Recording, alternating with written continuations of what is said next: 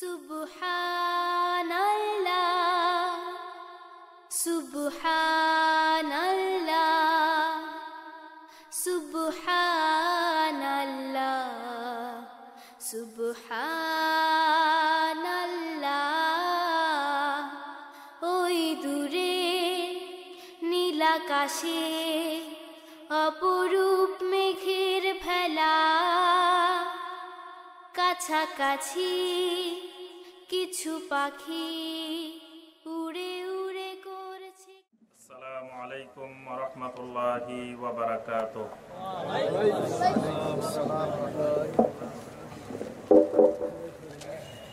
ইন্নাল হামদালিল্লাহ নাহমাদুহু ওয়া নাস্তাঈনুহু ওয়া নাস্তাগফিরুহু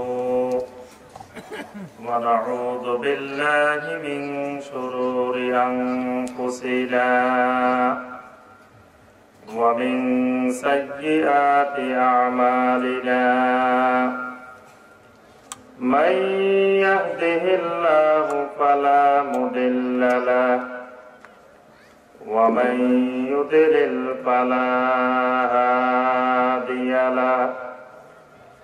وأشهد أن لا إله إلا الله وحده لا شريك له وأشهد أن محمدا عبده ورسوله.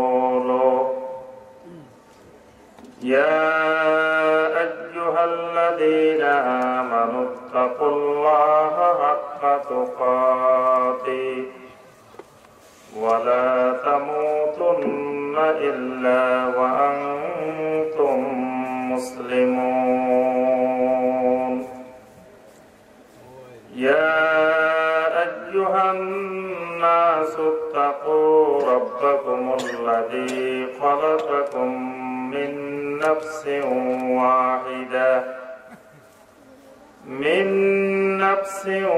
واحدة وخلق منها زوجها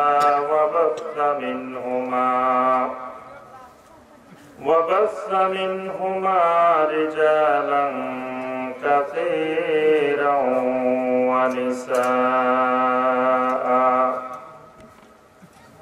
واتقوا الله الذي تساءلون به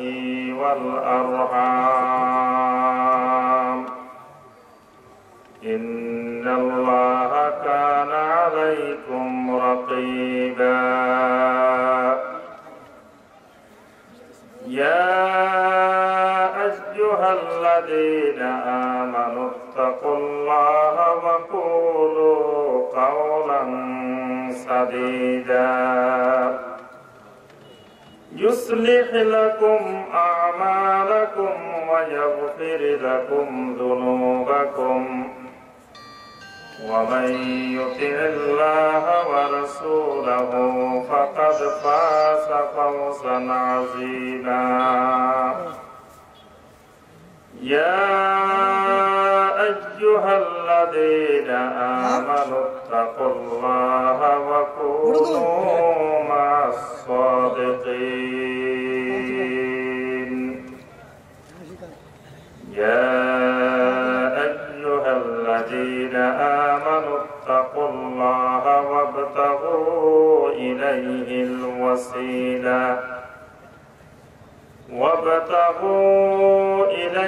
الوسيلة وجاهدوا في سبيله لعلكم تفلحون. أما بعد فإن خير الحديث كتاب الله وخير الهدي هدي محمد صلى الله عليه وسلم وشر الأمور محدثاتها فإن كل محدثة بدعة وكل بدعة ضلالة وكل ضلالة في النار.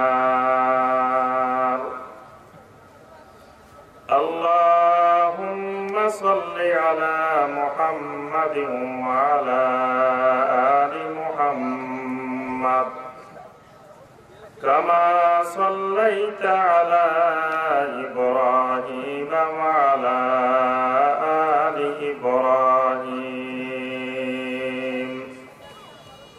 إنك حميد مجيد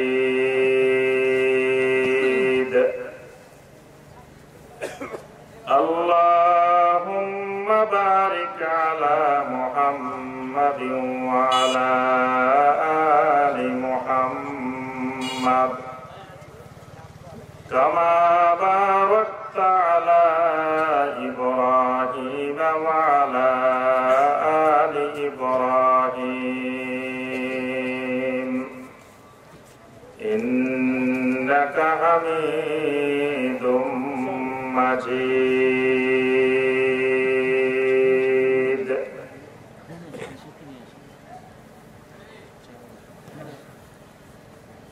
গাইবান্ধা জেলার বুজরুগ রুহিয়া হযরত আবু বকর সিদ্দিক রাদিয়াল্লাহু তাআলা আনহু সহিহ সুন্নিয়া হাফেজিয়া মাদ্রাসা ও এতিমখানার উদ্যোগে আয়োজিত অধ্যকার এই তাফসীরুল কোরআন মাহফিলের সদরে জলসা উপস্থিত অত্র এলাকার সম্মানিত ওলামায়ে কেরাম, আমার সম্মানিত মুরব্বিয়ানে আযম, শিশু কিশোর যুবক ভাইয়েরা, অত্র এলাকার পর্দার আড়ালের আমার মা ও বোনেরা, আল্লাহ পাক আমাদেরকে এরকম একটি আজিমুশ শান, এরকম একটি ফজিলতময় বরকতময় তাফসীরুল কোরআন মাহফিলে উপস্থিত হওয়ার পরে আল্লাহ রাব্বুল আলামিনের নাযিলকৃত কোরআনে হাকিম থেকে আল্লাহ রাসূল সাল্লাল্লাহু আলাইহি ওয়াসাল্লামের বর্ণিত হাদিস সমূহ থেকে আল্লাহ রাব্বুল আলামিনের দ্বীন সম্পর্কে কিছু কথাবার্তা বলার এবং শোনার আল্লাহ পাক তৌফিক দিয়েছেন। এজন্য সকলে আল্লাহ রাব্বুল আলামিনের শুকর আদায় করি। সকলে বলি আলহামদুলিল্লাহ, আলহামদুলিল্লাহ। আপনাদের আলহামদুলিল্লাহর আওয়াজ শুনে মনে হলো আজকে এই কোরআনে কারীমের মাহফিলে, তাফসীরুল কোরআন মাহফিলে আসার বরকতে আল্লাহ রাব্বুল আলামিন আমাদের আপনাদের ঈমানকে আল্লাহ পাক বাড়িয়ে দিয়েছেন। কি ঠিক না বেঠিক? আপনাদের ঈমান কি বাড়ে আর কমে? এবার আর কেউ কথা বলে না। আমি ঢাকা থেকে এসেছি, কিন্তু আমার অরিজিনাল বাড়ি হলো নোয়াখালী।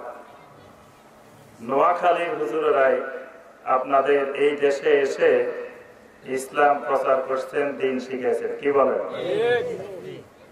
তো আমাদের পূর্বপুরুষ নোয়াখালীর ওলামায়ে কেরাম আপনাদের এই অঞ্চলে আল্লাহর দ্বীনের আবাদ করিয়েছেন, আল্লাহর দ্বীন শিখাই গিয়েছেন। আমরা এসে আপনাদের থেকে মাঝে মধ্যে কিছু পরীক্ষা নেওয়ার দরকার আছে না? আপনারা কি সেই দ্বীনের উপরে আছেন কি নাই, নাকি ডানে বামে চলে গেছেন, নাকি জাহেল হয়ে গেছেন, এগুলো তো জানা দরকার।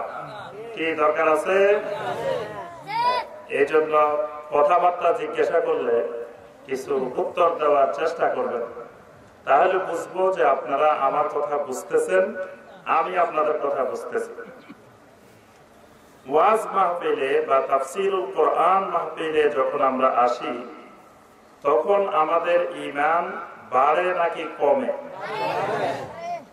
তাহলে বোঝা যায় ঈমান সব সময় এক মাত্রা থাকে না। কখনো ঈমানের মাত্রা, ঈমানের মিটার, ঈমানের পাওয়ার একটু বেড়ে যায়, আবার কখনো কখনো এটি ঠান্ডা হয়ে নিচের দিকে এটা কমতে থাকে। ওয়াজ মাহফিলে যেখানে কোরআনে কারীমের আলোচনা হয়, যেখানে কোরআনের তাফসীর হয় সেই জায়গার মধ্যে ইল্লা নাযালাত আলাইহিমুস সাকিনাহ, যেখানে আল্লাহর কোরআনের দার্স হয়, আল্লাহ রাব্বুল আলামিনের নাযিলকৃত কোরআনে কারীমের আলোচনা হয়, সেখানে ইল্লা নাযালাত আলাইহিমুস সাকিনাহ, আল্লাহ রাব্বুল আলামিনের পক্ষ থেকে সাকিনা নাযিল হতে থাকে। বলুন সুবহানাল্লাহ। যেখানে আল্লাহ রাব্বুল আলামিনের পক্ষ থেকে সাকিনা নাযিল হয় সেখানে মুমিনের ঈমান অটোমেটিক বৃদ্ধি পেতে থাকে, বাড়তে থাকে। আল্লাহ পাক কোরআনে কারীমের মধ্যে সূরা আল আনফালের 2 নম্বর আয়াতে আল্লাহ পাক বলেন, ইন্নামাল মুমিনুনা আল্লাযীনা ইযা যুকিরাল্লাহু ওয়াজিলাত কুলুবুহুম ওয়া ইযা তুলিয়াত আলাইহিম আয়াতুহু যাদাতহুম ঈমানা। আল্লাহ রাব্বুল আলামিন দুনিয়ার মুমিনদেরকে লক্ষ্য করে জানিয়ে দিলেন, ও মুমিনেরা, ও বাংলাদেশের মুমিনেরা, গাইবান্ধা জেলার মুমিনেরা শুনে রাখো, ইন্নামাল মুমিনুন, দুনিয়ার মধ্যে যারা মুমিন, যাদের ঈমান আছে, যাদের ভিতরে ঈমানের বীজ বপন করা আছে, এই মানুষগুলোর বড় ধরনের একটি বৈশিষ্ট্য হলো আল্লাযীনা ইযা যুকিরাল্লাহু ওয়াজিলাত কুলুবুহুম, যখনই তাদের সামনে আল্লাহর কোরআনের কোন বয়ান হয়, আল্লাহর জিকিরের আলোচনা হয়, হালাকাতুজ জিকির হয়, ওয়াজিলাত কুলুবুহুম, তাদের অন্তরগুলো ভীত সন্ত্রস্ত হয়ে পড়ে, অন্তরগুলো কাঁপা আরম্ভ করে, অন্তরগুলো শুধু উঠানামা করতে থাকে। আল্লাহ রাসূল সাল্লাল্লাহু আলাইহি সাল্লাম যখন খুতবা দিতেন, যখন কথা বলতেন, ওয়াজ করতেন, তখন সাহাবায়ে কেরামের অন্তরগুলো এরকম ভীত সন্ত্রস্ত হয়ে যেত।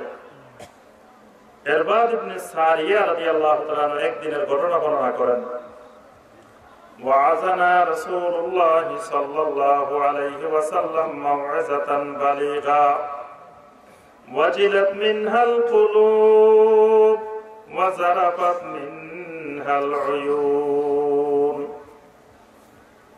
ইরবাদ ইবনে সারিয়া রাদিয়াল্লাহু তাআলা বলেন, ওয়াজানা রাসূলুল্লাহ সাল্লাল্লাহু আলাইহি ওয়াসাল্লাম মাউইযাতান বালিগা, একদিন আল্লাহ রাসূল সাল্লাল্লাহু আলাইহি ওয়াসাল্লাম আমাদের সামনে এমন একটি বিজ্ঞ বালাগাতপূর্ণ, অত্যন্ত গভীর জ্ঞানপূর্ণ এমন একটি ওয়াজ করলেন, ওয়াজিলাত মিনহাল কুলুব, আমাদের অন্তরগুলো একেবারে নরম হয়ে মোমের মতো গলে গেল। আল্লাহু আকবার। ওয়া যারাফাত মিনহাল উয়ুন, অন্তর যখন বরফের মতো গলা শুরু করে তখন অন্তরের সাথে চোখের একটা গভীর সম্পর্ক আছে। যখন আসমান কান্দা শুরু করে জমিন তখন হাসতে থাকে, জমিন যখন হাসে আসমান তখন কাঁদে। আমার আপনার চোখ যখন কাঁদে তখন আমি আপনি বুঝতে হবে আমার আপনার অন্তর হাসে। অন্তরের সাথে চোখের একটা গভীর সম্পর্ক আছে। অন্তর যখন গভীর ভাবে গলতে থাকে, বরফের মতো গলতে থাকে, ওই অন্তরের পানিগুলো চক্ষু দিয়ে বের হতে থাকে। এজন্য ইরবাদ ইবনে সারিয়া রাদিয়াল্লাহু তাআলা বলেন, আল্লাহ রাসূল যখন আমাদেরকে ওয়াজ করতেন, নসিহত করতেন, ওয়াজিলাত মিনহাল কুলুব ওয়া যারাফাত মিনহাল উয়ুন, আমাদের অন্তরগুলো একেবারে গলে যেত আর আমাদের চোখ দিয়ে ঝরঝর করে পানি পড়ে যেত। আমার সম্মানিত ভাইয়েরা, বোনেরা, এই গাইবান্ধা জেলার মুমিনেরা গো, আমরা কত ওয়াজ করি, কত নসিহত করি, আমাদেরও অন্তর গলে না, আপনাদেরও অন্তর গলে না। এই না গলার কারণ হলো আল্লাহর নাফরমানি করতে করতে, গুনাহ করতে করতে অন্তরগুলো পাথরের থেকেও কঠিন হয়ে গেছে। কি বলে, ঠিক না বেঠিক? আপনাদের অন্তর কঠিন না নরম? কঠিন। আল্লাহ পাক কোরআনে কারীমের মধ্যে ইরশাদ করেছেন, সুম্মা কাসাত কুলুবুকুম মিন বাদি যালিকা ফাহিয়া কাল হিজারা আও আশাদ্দু কাসওয়া। ও দুনিয়ার মানুষ, শুনে রাখো, তোমাদের অন্তরগুলো আল্লাহর নাফরমানি করতে করতে এমন এক পর্যায়ে গিয়ে পৌঁছেছে, অন্তরগুলো পাথর নয়, পাথরের থেকে আরো শক্ত, আরো কঠিন হয়ে তোমাদের অন্তরগুলো কঠিন হয়ে গেছে। وَإِنَّ مِنْهَا لَمَا يَتَفَجَّرُ مِنْهُ الْأَنْهَارُ। আল্লাহ রাব্বুল আলামিন বলেন, দুনিয়ার মানুষ দেখো না কেন রে, ওই যে হিমালয় পাহাড় থেকে পাথর গলে গলে কত বড় বড় পদ্মা মেঘনা যমুনা তৈরি হয়েছে, কত বড় বড় পাথরের পানি বরফগুলো গলে গলে পাথরের থেকে নহর উৎপন্ন হয়েছে, কত ঝর্ণা দ্বারা উৎপন্ন হয়েছে। পাথর এমন এক জিনিস যার থেকে নদী বের হয়। وَإِنَّ مِنْهَا لَمَا يَشَّقَّقُ فَيَخْرُجُ مِنْهُ الْمَاءُ। আল্লাহ রাব্বুল আলামিন বলেন, কিছু কিছু পাথর আছে এগুলার মধ্যে আঘাত করলে ভিতর থেকে পানি বের হয়। وَإِنَّ مِنْهَا لَمَا يَهْبِطُ مِنْ خَشْيَةِ اللَّهِ। আবার কিছু কিছু পাথর আছে আল্লাহর ভয়ে, খাশিয়াতুল্লাহর কারণে পাহাড়ের উপরের থেকে নিচের দিকে গড়াই গড়াই পড়তে থাকে। আল্লাহ বলেন, বান্দারে, তোদের অন্তরগুলো এত কঠিন হয়ে গেল, যেই কাঠিন্যতার কারণে পাথরের আঘাত করলে পানি বের হয়। পাথর আল্লাহর ভয়ে উপরের থেকে, পাহাড়ের উপর থেকে নিচে গড়াই গড়াই পড়তে থাকে। আবার পাথরের থেকে বড় বড় নহর, বড় বড় নদীও বের হয়। অথচ তোমাদের অন্তরে আমার কোরআনের নহর, আমার কোরআনের রহমত, কোরআনের আলোচনা যতই চলতে থাকে, কোরআনের আয়াতে কারিমা তোমাদের অন্তরে যত আঘাত করতে থাকে, কিন্তু অন্তর থেকে একটুও গলে চোখের পানি বের হয় না। আল্লাহু আকবার। এজন্য আল্লাহ রাব্বুল আলামিন বলেন, ইন্নামাল মুমিনুনা আল্লাযীনা ইযা যুকিরাল্লাহু ওয়াজিলাত কুলুবুহুম ওয়া ইযা তুলিয়াত আলাইহিম আয়াতুহু যাদাতহুম ঈমানা। ও মুমিন, ও গায়বান্দা জেলার আমার ভাইয়েরা বোনেরা, শুনে রাখো গো, আল্লাহ পাক মুমিনের সংজ্ঞা দিয়েছেন, মুমিন তো তারাই যাদের সামনে আল্লাহর কোরআন তেলাওয়াত করা হলে, যাদের সামনে তাফসীরুল কোরআন মাহফিল হইলে, কোরআনে কারীমের আওয়াজ শুনলে, যাদাতহুম ঈমানা, তাদের ঈমানগুলো আগের থেকে আরো অনেক গুণ বেড়ে যায়। তাদের ঈমান আগের থেকে অনেক গুণ বেড়ে যায়। সুবহানাল্লাহ। সাহাবায়ে কেরাম রাদিয়াল্লাহু তাআলা আলাইহিম আজমাইন একদিন নবী সাল্লাল্লাহু আলাইহি ওয়াসাল্লামের সামনে আসলেন, এসে বললেন, রাসূল গো,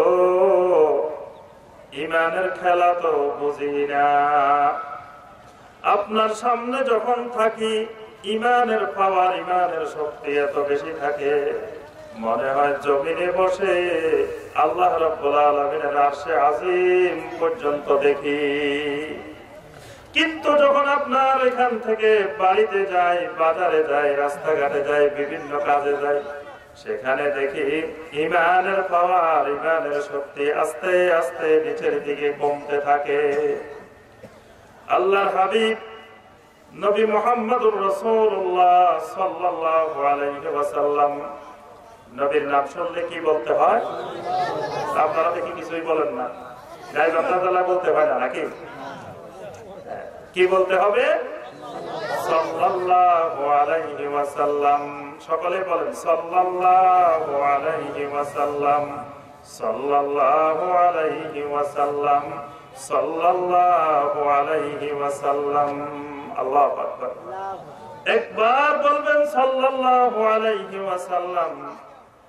আল্লাহ রাব্বুল আলামিনের রাসূল ঘোষণা দেন, আমার উম্মতেরা, আমি রাসূলের মহব্বতে একবার বলবা সুবহানাল্লাহ, একবার বলবা সাল্লাল্লাহু আলাইহি ওয়াসাল্লাম, একবার আমার প্রতি দরুদ পেশ করবা সাল্লাল্লাহু আলাইহি আশরা।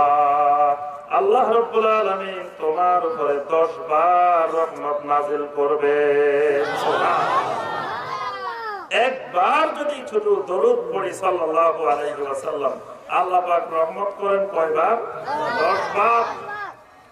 আল্লাহ রাব্বুল আলামিন 10টা গুনাহ আমাদের maaf করে দেন, সুবহানাল্লাহ। এরপরে আল্লাহ রাব্বুল আলামিন 10টা মর্তবা, 10টা মর্যাদা আমাদের বাড়িয়ে দেন। আল্লাহ রাসূল ঘোষণা করেন, আল বাখিরুল্লাযী যুকিরতু ইনদাহু ফালাম ইউসাল্লি আলাইয়া। আমার ওই উম্মত হলো সবচেয়ে বড় বখিল। বখিল ছিলেন? বখিল ছিলেন? বখিল কাকে বলে? কৃপণ। মাশাআল্লাহ, সবাই জানে বখিল হলো কৃপণ।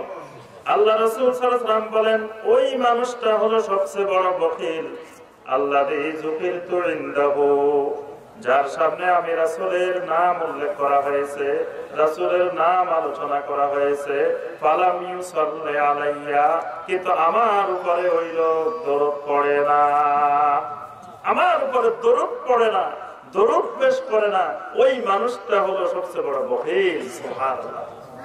এজন্য আল্লাহ রাসূল সাল্লাল্লাহু আলাইহি ওয়াসাল্লামের নাম যতবার শুনবো ততবার কি বলতে হবে?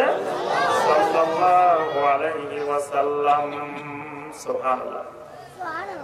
আল্লাহ রাসূল সাল্লাল্লাহু আলাইহি ওয়াসাল্লাম সাহাবীদেরকে বললেন, ও সাহাবীরা শুনো, যদি তোমাদের আমার সামনে যেমন ঈমান থাকে, ওই ঈমান যদি বাড়িতেও থাকতো, ওই ঈমান যদি বাজারেও থাকতো, ওই ঈমান যদি পথে ঘাটে মাঠে ঘাটে সর্বত্র যদি তোমাদের সেই ঈমান থাকতো, ওয়াল্লাহি লাসাফাহাতকুমুল মালাইকাতু ফিত তরিক, আমার সাহাবীরা রাস্তার মধ্যে আল্লাহর ফেরেশতারা তোমাদেরকে ধরে ধরে নাম ধরে ধরে বলতো, হে আব্দুল্লাহ, হে আব্দুর রহিম, হে আব্দুর রহমান, আসো তোমার সাথে আমি আল্লাহর একজন ফেরেশতা মুসাফাহা করি। সুবহানাল্লাহ। আল্লাহর ফেরেশতারা তোমাদের সাথে রাস্তায় ধরে ধরে তোমাদের সাথে হাত মিলাইতো, মুসাফাহা করতো। যদি আমার সামনে তোমাদের ঈমান যেরকম থাকে, বাড়িতে পথে ঘাটে রাস্তায় যদি ঈমান সেরকম থাকতো। আজ পর্যন্ত কাউকে দেখছেন যে এখান দিয়ে রাস্তা দিয়ে হেঁটে যাচ্ছে আর ফেরেশতারা তার সাথে হাত মিলেছে? দেখছেন? মিলে না কেন? ওই ঈমান আর নাই, ওই ঈমানের মাত্রা, ঈমানের পাওয়ার, ঈমানের কুওয়াত, ঈমানের জিনাত আর নাই। তাহলে ওয়াজ মাহফিলে যখন আমরা আসি তখন ঈমানের কি বাড়ানোর জন্য আসি না কমানোর জন্য আসি? ঈমান বাড়ানোর জন্যই আমরা ওয়াজ মাহফিলে আসি। মাঝে মাঝে কিছুদিন পর পর কি করতে হয়, আপনার যে কোনো ইঞ্জিন, যে কোনো কিছু ব্যাটারি, এইগুলা কিছুদিন পর পর কি করতে হয়? চার্জ দিতে হয়। মোবাইল ব্যবহার করেন, মোবাইলে চার্জ দেওয়া লাগে না? ঠিক একজন মুমিনের ঈমানে মাঝে মাঝে একটু একটু চার্জ দিতে হয়। আল্লাহ রাব্বুল আলামিন প্রতি শুক্রবার জুমার দিনে মুমিনদের ঈমানের মধ্যে পাওয়ার ঢোকানোর জন্য, ঈমানের কুওয়াত, ঈমানের জিনাত বাড়ানোর জন্য আল্লাহ রাব্বুল আলামিন শুক্রবারের জুমার খুতবাকে আল্লাহ পাক ওয়াজিব করে দিয়েছেন। আল্লাহ রাব্বুল আলামিন কোরআনে কারীমের আয়াত নাযিল করে বলে দিয়েছেন, ইয়া আইয়ুহাল্লাযীনা আমানু ইযা নুদিয়া লিস-সালাতি মিন ইয়াউমিল জুমআ ফাসআউ ইলা যিকরিল্লাহি ওয়া যারুল বাই'। হে ঈমানদাররা, যখন জুমার নামাজের আযান দেওয়া হবে, সালাতুল জুমআর আযান হবে, ফাসআউ ইলা যিকরিল্লাহ, তোমরা দৌড়াদৌড়ি শুরু করো কোন দিকে? আল্লাহর জিকিরের দিকে, অর্থাৎ খুতবার দিকে দৌড়াদৌড়ি শুরু করো। খুতবা শোনার জন্য তাড়াতাড়ি মসজিদে চলে যাও।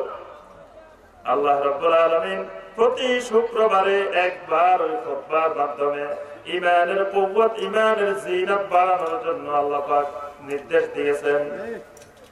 একইভাবে কিছুদিন পর পর আল্লাহর কোরআনের জিকির, কোরআনে কারীমের আলোচনা যত বেশি শোনা হবে তত বেশি ঈমানের পাওয়ার, ঈমানের শক্তি বাড়তে থাকবে। বলুন সুবহানাল্লাহ। আমার সম্মানিত ভাইয়েরা এবং বোনেরা, আজকের এই তাফসীরুল কোরআন মাহফিলে অনেক বড় বড় উলামায়ে কেরাম আল্লাহর কোরআন থেকে, আল্লাহ রাসূলের হাদিস থেকে কিছু কথা বলবেন।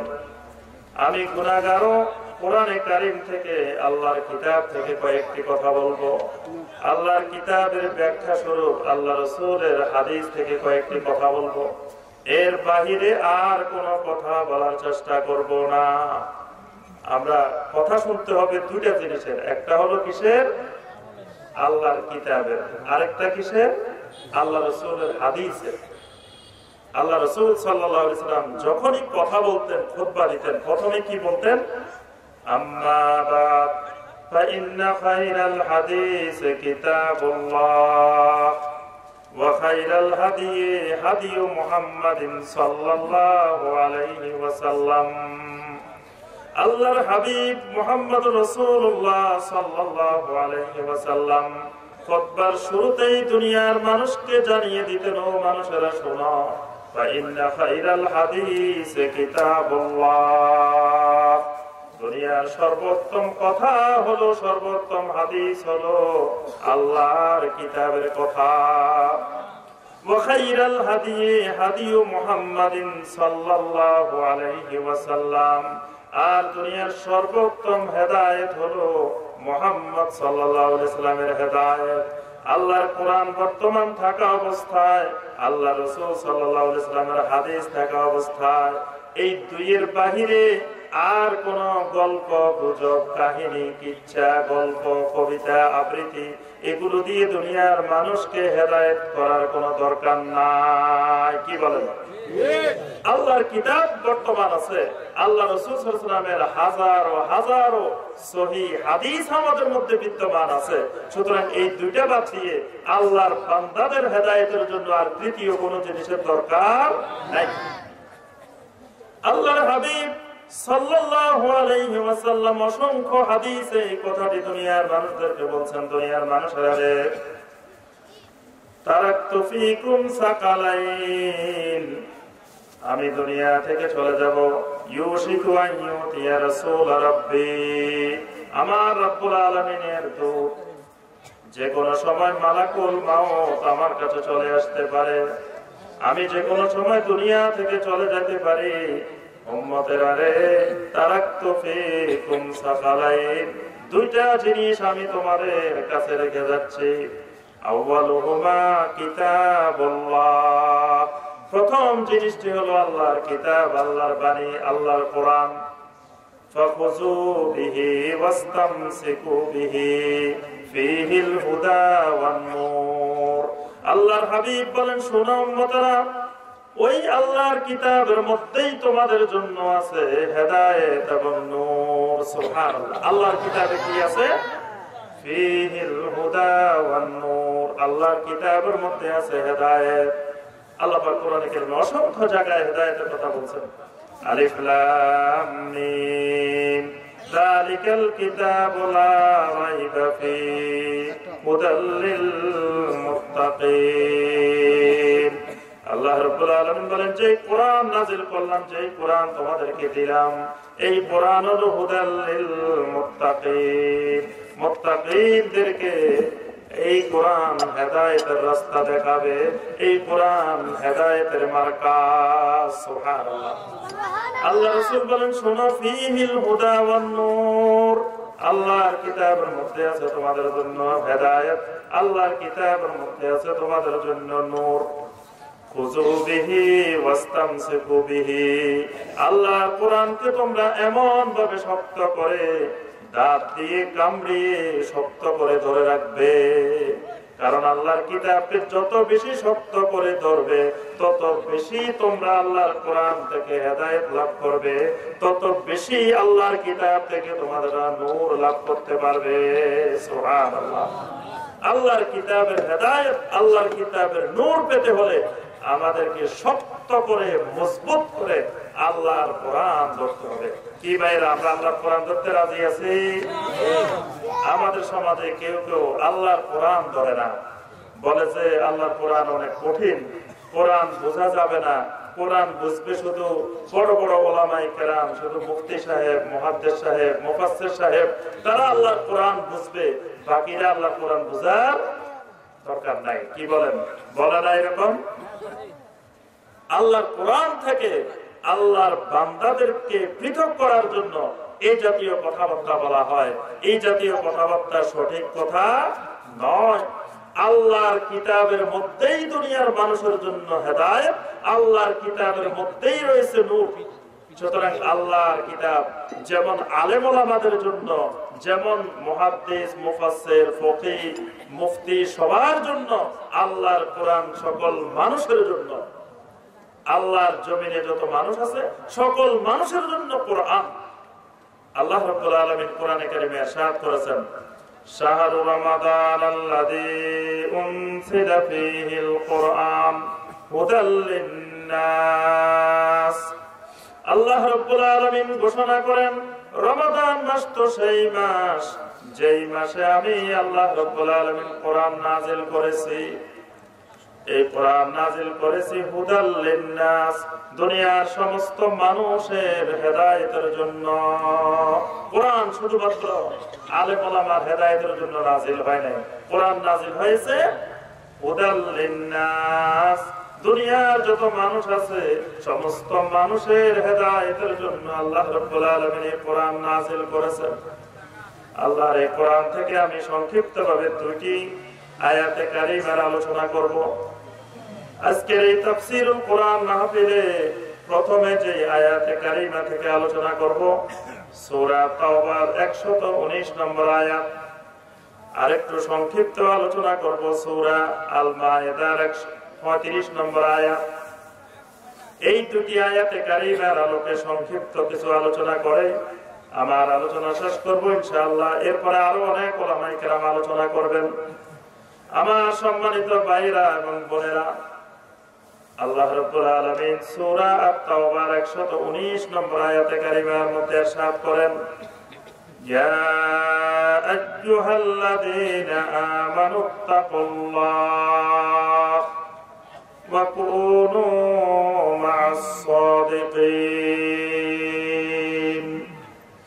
আল্লাহ রাব্বুল আলামিন দুনিয়ার সকল মুমিনদেরকে লক্ষ্য করে বলেন, ইয়া আইয়ুহাল্লাযীনা আমানু, হে ঈমানদারগণ, হে মুমিনগণ। মুমিন কারা? আমরা কি মুমিন?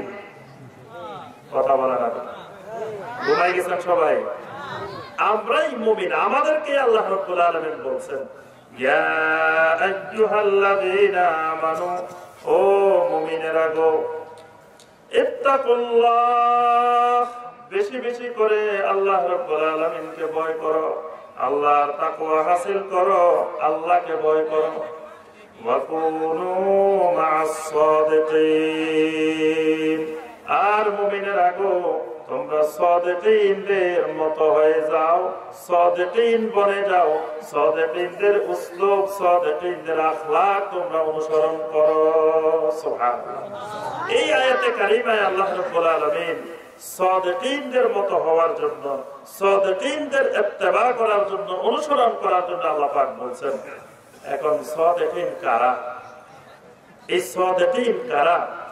এই আয়াতে কারিমার আগে আল্লাহ রাব্বুল আলামিন কয়েকজন সাদিকিনের বর্ণনা দিয়েছেন। ওই সাদিকিনদের মতই আল্লাহ পাক বলছেন যে শেষ পর্যন্ত দুনিয়ার মুমিনেরা তোমরা ওই সাদিকিনদের মতো হয়ে যাও। ওই সাদিকিন কারা? এর আগের আয়াতগুলোতে আল্লাহ রাব্বুল আলামিন কয়েকজন সাদিকিনের বর্ণনা দিয়েছেন। আল্লাহ রাসূল সাল্লাল্লাহু আলাইহি ওয়াসাল্লামের একটি গাজওয়া হয়েছিল, একটি যুদ্ধ হয়েছিল, যে গাজওয়ার নাম ছিল গাজওয়ায়ে তাবুক। তাবুকের যুদ্ধের নাম শুনেছেন? আল্লাহ রাসূল সাল্লাল্লাহু আলাইহি ওয়াসাল্লামের জীবনের ইতিহাসের সবচেয়ে প্রসিদ্ধ একটি যুদ্ধ ছিল, একটি গাজওয়া ছিল গাজওয়ায়ে তাবুক। এই তাবুকের যুদ্ধে, এই গাজওয়ায়ে তাবুকের মধ্যে যেই সময়ে গাজওয়ায়ে তাবুক হয়, সেই সময়ে মদিনার আবহাওয়াটা ছিল একটু গরম, গরম পড়তেছিল। আবার তখন ছিল খেজুর পাকতেছিল, খেজুর পাকার মৌসুম। এই খেজুর পাকার মৌসুম, গরম, বিভিন্ন দিক মিলিয়ে আল্লাহ রাসূল সাল্লাল্লাহু আলাইহি ওয়াসাল্লাম এই কঠিন পরিস্থিতিতে এই গাজওয়ায়ে তাবুকের যুদ্ধের প্রস্তুতি নিলেন। আল্লাহ রাসূল সাল্লাল্লাহু আলাইহি ওয়াসাল্লাম তাবুকের যুদ্ধে রওনা দিলেন। কয়েকজন সাহাবী পিছনে রয়ে গেলেন এবং তারা আস্তে আস্তে আজকে যাবেন, কালকে যাবেন, পরে রওনা দিবেন, এরকম করে করে তারা তাবুকের যুদ্ধে যেতে পারেন নাই। আল্লাহ রাসূল সাল্লাল্লাহু আলাইহি ওয়াসাল্লাম তাবুকের যুদ্ধ থেকে ফিরে আসলেন। আল্লাহ রাসূল সাল্লাল্লাহু আলাইহি ওয়াসাল্লাম গজওয়ায়ে তাবুক থেকে আসলেন। আল্লাহ রাসূলের সুন্নাহ ছিল যখনই তিনি দূরে কোন জায়গা থেকে সফর থেকে আসতেন, মসজিদে নববীতে এসে আল্লাহ রাসূল সাল্লাল্লাহু আলাইহি ওয়াসাল্লাম 2 রাকাত সালাত আদায় করতেন। প্রথমে ঘরে না গিয়ে, স্ত্রী পরিবার পরিজনের কাছে না গিয়ে মসজিদে নববীতে 2 রাকাত সালাত আদায় করলেন। এটি আল্লাহ রাসূল সাল্লাল্লাহু আলাইহি ওয়াসাল্লামের স্বাভাবিক সুন্নাত ছিল, স্বাভাবিক নিয়ম ছিল। আল্লাহ রাসূল সাল্লাল্লাহু আলাইহি ওয়াসাল্লাম মসজিদে নববীতে আসলেন। যে মসজিদে নববীকে আল্লাহ রাসূল সাল্লাল্লাহু আলাইহি ওয়াসাল্লামের মর্যাদার কারণে আল্লাহ রাব্বুল আলামিন এমন মোবারকময় বানিয়ে দিলেন, আল্লাহ রাসূল সাল্লাল্লাহু আলাইহি ওয়াসাল্লাম ঘোষণা করেন, সালাতুন ফি মসজিদি হাযা খায়রুম মিন আলফি সালাতিন ফীমা সাওয়া ইল্লাল মসজিদাল হারাম। আল্লাহ রাসূল সাল্লাল্লাহু আলাইহি ওয়াসাল্লাম বলেন, ও আমার উম্মতেরা শোনো, আমি রাসূলের বরকতে, আমি রাসূলের ফজিলতে, আমি রাসূলের কারামতে, আমি রাসূলের নবুয়তের শানে আল্লাহ রাব্বুল আলামিন এই মসজিদে নববীকে এমন ফজিলতময় বানিয়ে দিলেন। আমার এই মসজিদে নববীতে যদি কোনো ব্যক্তি 1 রাকাত সালাত আদায় করে, দুনিয়ার অন্যান্য সকল মসজিদে সালাত আদায়ের থেকে 1000 গুণ বেশি উত্তম। বলুন সুবহানাল্লাহ। দুনিয়ার যে কোনো মসজিদে সালাত আদায় করেন, বাংলাদেশের জাতীয় মসজিদ বাইতুল মুকাররমে সালাত আদায় করেন, বাংলাদেশের বড় বড় যত মসজিদ আছে সব মসজিদে সালাত আদায় করেন, আরবের বড় বড় মসজিদে সালাত আদায় করেন, পৃথিবীর বিভিন্ন দেশের বড় বড় মসজিদে সালাত আদায় করেন, সকল মসজিদের থেকে আল্লাহ রাসূলের মসজিদে সালাত আদায় করলে 1000 গুণ বেশি ফজিলত পাওয়া যায়। সুবহানাল্লাহ। আল্লাহ রাসূল সাল্লাল্লাহু আলাইহি ওয়াসাল্লাম মসজিদে নববীতে বসে আছেন। যে সকল সাহাবীরা ওই তাবুকের অভিযানে যেতে পারেন নাই, ওই সকল সাহাবীরা চিন্তা করা আরম্ভ করলেন, আহারে তাবুকের ময়দানের মতো সৌভাগ্যময় ময়দান, তাবুকের যুদ্ধের মতো সৌভাগ্যময় যুদ্ধ, এমন জিহাদ ফি সাবিলিল্লাহ অংশগ্রহণ করতে পারলাম না রে। আল্লাহ রাসূলের সামনে গিয়ে কেমন করে চেহারা দেখাবো রে। যে রাসূলের মহব্বতে উহুদের ময়দানে জীবন দেওয়ার জন্য তৈরি ছিলাম, শরীরের উপরে পাথরের চতুর্দিক থেকে বর্ষণ হয়েছিল, চতুর্দিক থেকে পাথরের পর পাথর এসেছিল, আল্লাহ রাসূলকে রক্ষা করার জন্য পিঠ পিছিয়ে দিয়েছিলাম। যেই রাসূলকে দ্বীনকে রক্ষা করার জন্য বদরের ময়দানে মৃত্যুর মুখে দাঁড়িয়েছিলাম, যেই রাসূলকে রক্ষা করার জন্য দ্বীনের হেফাজতের জন্য খন্দকের যুদ্ধে অংশগ্রহণ করেছিলাম, আজকে তাবুকের অভিযানে অংশগ্রহণ করলাম না, আমার রাসূলের সামনে চেহারা দেখাবো কেমন করে। কয়েকজন সাহাবী, তোর মধ্যে একজন প্রসিদ্ধ সাহাবী ছিলেন আবু লুবাবা ইবনে আব্দুল মুনজির। কি নাম? আবু লুবাবা। সংক্ষেপে মনে রাখবেন, আবু লুবাবা। আবু লুবাবা রাদিয়াল্লাহু তাআলা আনহু সহ 7 জন সাহাবী। মসজিদে নববীতে গেলে দেখবেন এখানে হাজী সাহেব ভাইরা আছেন, একটু হাত তোলেন তো দেখি হাজী সাহেব কয়জন আছেন? আলহামদুলিল্লাহ, কয়েকজন হাজী ভাই আছেন, আলহামদুলিল্লাহ, মাশাআল্লাহ। ওই মসজিদে নববীর মধ্যে একটা পিলার আছে, ওই পিলারের মধ্যে উপরে দিয়ে লেখা আছে, ওই পিলারটার নাম হলো উস্তানায়ে আবু লুবাবা। ওই পিলারের গোড়া দিয়ে ছোট্ট করে লেখা আছে, ভালো করে বোঝা যায় না, গভীর ভাবে তাকালে ভালো করে লক্ষ্য করলে দেখা যাবে ওই পিলারটার গোড়া লেখা আছে উস্তানায়ে আবু লুবাবা। আবু লুবাবা রাদিয়াল্লাহু তাআলা আনহু জীবনের সকল কিছুর থেকে আল্লাহর হাবিবকে বেশি মহব্বত করতেন, জীবনের সকল কিছুর থেকে আল্লাহর রাসূলকে বেশি মহব্বত করতেন। আবু লুবাবা রাদিয়াল্লাহু তাআলা আনহুর নেতৃত্বে 7 জন সাহাবী, 7 জন মিলে একজন আরেকজনকে বলে, ভাই তাবুকের অভিযানে যাব করে আজকে যাই কালকে যাই, যাওয়া তো হলো না। আল্লাহ রাসূল সাল্লাল্লাহু আলাইহি ওয়াসাল্লাম মদিনায় এসে গেছেন, আল্লাহ রাসূলের সামনে কেমন করে চেহারা দেখাবো। কারণ যে রাসূলের আহ্বানে ফরজ নামাজ পর্যন্ত ছেড়ে দেওয়ার আল্লাহ পাক নির্দেশ দিয়েছেন। উবাই ইবনে কাব রাদিয়াল্লাহু তাআলা আনহুকে আল্লাহ রাসূল ডাক দিলেন, ইয়া উবাই, হে উবাই ইবনে কাব। উবাই ইবনে কাব রাদিয়াল্লাহু তাআলা আনহু নামাজ পড়তেছেন।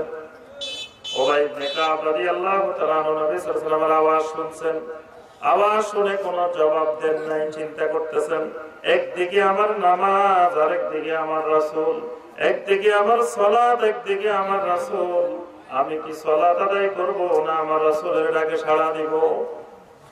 উবাই ইবনে কাব রাদিয়াল্লাহু তাআলা আনহু অনেকক্ষণ চিন্তা করে সিদ্ধান্ত নিলেন, আমার রাসূলের ডাকে সাড়া দেওয়ার থেকে আমার নামাজটাই বেশি অগ্রগামী। উবাই ইবনে কাব রাদিয়াল্লাহু তাআলা আনহু নামাজ শেষ করলেন তাড়াতাড়ি করে। নামাজ শেষ করে দৌড়ায় এসে রাসূলকে সালাম দিয়ে বলে উঠলেন, আসসালামু আলাইকা ইয়া রাসূলুল্লাহ, ইয়া রাসূলুল্লাহ সাল্লাল্লাহু আলাইহি ওয়াসাল্লাম, আমি উবাই ইবনে কাব এসে হাজির হয়েছি। আল্লাহ রাসূল সাল্লাল্লাহু আলাইহি ওয়াসাল্লাম জিজ্ঞাসা করে, উবাই ইবনে কাব, আমি না তোমাকে একটু আগে দেখেছিলাম? উবাই ইবনে কাব রাদিয়াল্লাহু তাআলা আনহু বললেন, ইয়া রাসূলুল্লাহ সাল্লাল্লাহু আলাইহি ওয়াসাল্লাম, আমি তো নামাজের মধ্যে ছিলাম, সালাতের মধ্যে ছিলাম। আল্লাহ রাসূল সাল্লাল্লাহু আলাইহি ওয়াসাল্লাম বললেন, উবাই ইবনে কাব, তুমি কি কোরআনে কারীমের এই আয়াত পড়ো নাই? আল্লাহ রাব্বুল আলামিন নির্দেশ দিয়েছেন, ইয়া আইয়ুহাল্লাযীনা আমানুস্তাজিবু লিল্লাহি ওয়া লির-রাসূলি ইযা দাআকুম লিমা ইউহয়িকুম। হে দুনিয়ার কিয়ামত পর্যন্ত আগত সকল মুমিন জেনে রাখো, আমি আল্লাহর যখন ডাক আসবে, আমার রাসূলের যখন ডাক আসবে, আমার আল্লাহ যখন ডাক দিবেন, আমার রাসূল যখন তোমাদেরকে ডাক দিবেন, ইস্তাজিবু, তখন নামাজে আছো না কোন অবস্থায় আছো, কোন অবস্থায় থাকা যাবে না। আমার রাসূল ডাক দিলে সব কিছু ছেড়ে দিয়ে আমার রাসূলের ডাকে সাড়া দিতে হবে। সুবহানাল্লাহ। আল্লাহর ঘরের তাওয়াফ দুনিয়ার কোন ইবাদত বন্ধ করতে পারে না। আল্লাহর ঘরে তাওয়াফ চলতে থাকে, চলতে থাকে, চলতে থাকে। এমন একটা সময় আছে হঠাৎ করে আল্লাহর ঘরের তাওয়াফ কিছুক্ষণের জন্য বন্ধ হয়ে যায়। যখন 5 ওয়াক্ত নামাজের জামাত দাঁড়িয়ে যায়, জামাত দাঁড়ানোর সাথে সাথে আল্লাহর ঘরের তাওয়াফকে স্টপ করে দেওয়া হয়, বন্ধ করে দেওয়া হয়। নামাজের পাওয়ার এত বেশি, দুনিয়ার কোন ইবাদত, কোন শক্তি আল্লাহর ঘরের তাওয়াফ বন্ধ করতে পারে না। নামাজ এমন একটি ইবাদত, যে ইবাদত আল্লাহর ঘরের তাওয়াফ পর্যন্ত বন্ধ করে দেয়। যেই নামাজ এত পাওয়ারফুল, এত শক্তিশালী, আল্লাহর ঘরের তাওয়াফ পর্যন্ত বন্ধ করে দেওয়ার ক্ষমতা রাখে। ও মুমিনেরা, ও আমার ভাই বোনেরা, সেই নামাজ আমার আপনার জীবনের সকল কর্মকাণ্ডকে বন্ধ করে দিয়ে নামাজের সময় হলে নামাজটাই অগ্রগামী হবে। সকালবেলায় ঘুমের মধ্যে মসজিদের মুয়াজ্জিন যখন ডাক দিবেন, আসসালাতু খায়রুম মিনান নাওম, আসসালাতু খায়রুম মিনান নাওম, তখন আমার আপনার ঘুম বেশি অগ্রাধিকার নাকি নামাজ অগ্রাধিকার? সবাই বলে না, মনে হয় অনেকের কাছে ঘুম বেশি অগ্রাধিকার। যদি নামাজ বেশি অগ্রাধিকার হতো, জোহরের নামাজে যত মুসল্লি হয়, আসরের নামাজে যত মুসল্লি হয়, মাগরিবের নামাজে যত মুসল্লি হয়, এশার নামাজে যত মুসল্লি হয়, আমার ভাইরা আল্লাহকে হাজির নাজির জেনে বলেন গো, ফজরের নামাজে ওই পরিমাণ মুসল্লি হয় নাকি? আপনাদের দেশে হয়? আমাদের দেশে হয় না। ফজরের নামাজে এত মুসল্লি হয় না কেন? ওই মুমিনদের কাছে দুনিয়ার সালাতের থেকে আল্লাহর ইবাদতের থেকে ওই ঘুমটা বেশি মজার মনে হয়, ঘুমটা বেশি আদরের মনে হয়, ঘুমটাই বেশি অগ্রাধিকার পায়। আল্লাহ পাক বলেন, ইয়া আইয়ুহাল্লাযীনা আমানু ইস্তাজিবু লিল্লাহি ওয়া লির-রাসূলি ইযা দাআকুম লিমা ইউহয়িকুম। দুনিয়ার মুমিন শোনো, আমার আল্লাহর ডাক আসলে, রাসূলের ডাক আসলে দুনিয়ার সকল কর্মকাণ্ড পরিত্যাগ করে আমার রাসূলের ডাকে সাড়া দেওয়া তোমাদের জন্য ফরজ। দুনিয়ার কোন বিষয়ে তোমার মা বলতেছে এক কথা, তোমার বাবা বলতেছে এক কথা, তোমার দাদা বলতেছে এক কথা, তোমার দাদি বলতেছে এক কথা, তোমার চাচা জ্যাঠা বলতেছে এক কথা, তোমার সমাজ বলতেছে এক কথা, কিন্তু আমার রাসূল বলতেছেন আরেক কথা। এই জায়গায় কার কথা বেশি অগ্রাধিকার পাবে? যদি রাসূলের কথার থেকে অন্য কারো কথা বেশি অগ্রাধিকার পায়, সন্তান দাড়ি রেখেছে, দাড়ি রাখতে চায়, মা বলে তুই তো এখনো এত ছোট বাচ্চা, এত ছোট বাচ্চা কেমনে দাড়ি রাখে? বাবা বলে খবরদার বাবা, তুই দাড়ি রাখিস না, দাড়ি রাখলে মানুষ তোরে বিভিন্ন রকমের কথাবার্তা বলবে। দাদা দাদি বলে এখনো দুধের বাচ্চা, ছোট বাচ্চা, এই বাচ্চা আবার দাড়ি কিসের? এরকম কথা বলে না? এখন ওই বাচ্চা কি করবে? মা বাবা দাদা দাদির কথা শুনবে নাকি আল্লাহ রাসূলের কথা শুনবে? আল্লাহ রাসূল সাল্লাল্লাহু আলাইহি ওয়াসাল্লাম বলেন, আমার উম্মতরা শোনো, ওয়াফুল লিহা ওয়া কাসসুশ শাওয়ারি ওয়া খালিফুল ইয়াহুদা ওয়াল মুশরিকিন। আমার উম্মতরা মুশরিকদের মুখালাফত করো, আমার উম্মতরা ইহুদিদের মুখালাফত করো।